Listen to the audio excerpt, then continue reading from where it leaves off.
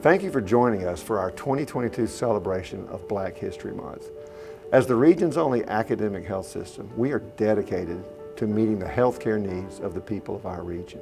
And we have so many talented and devoted people on our team. So we thought it would be interesting and enlightening to hear from some of the pioneers from USA Health and the region who have spent their lives working to eliminate health inequities in Mobile and beyond. Each one brings a different perspective and a different story. We hope you enjoy hearing from them.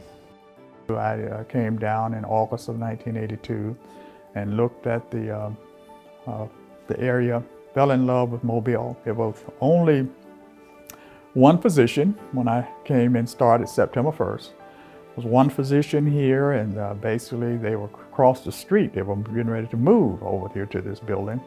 Dr. Franklin's office, Dr. James Alexander Franklin, who this practice was named after, had pretty much been a physician in this community for 60 years. And he had passed away in 1972. People needed access to health care, primary health care in particular, and many people were medically underserved. So growing up poor myself, that was something I wanted to do, was to see what I could do to help people have primary care doctors, in their community so that they wouldn't have to travel so far. Grew up, as I shared with you, in Monroe County, in Monroeville, and I'm the oldest of 11 children.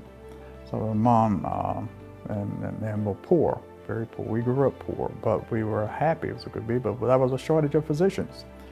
In particular, I have to be honest with you, back in the day, of course, when I grew up, there was a side of colored and white.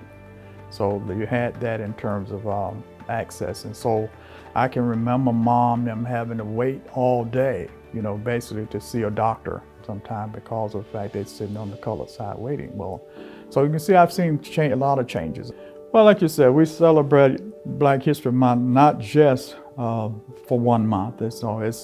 I'll be honest with you, one of my favorite people when I was growing up. I wanted to be honest with you, next to my daddy. My daddy's who I wanted to be like my daddy, of course, growing up. And of course, the other person was Dr. Martin Luther King.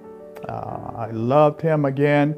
Here's a gentleman who was certainly believed in diversity, who believed in helping everybody. And that's something that was instilled in me. I just want to help people. That is something that is not just simply something you do once a month, in terms of what he's expressing. To me, his dream, the dream that he has, is all about basically this month, in terms of this life, in terms of it's a lifelong thing that you do, in terms of just loving and caring and having compassion for people all the time, and no matter who they are, what they have, you love everybody.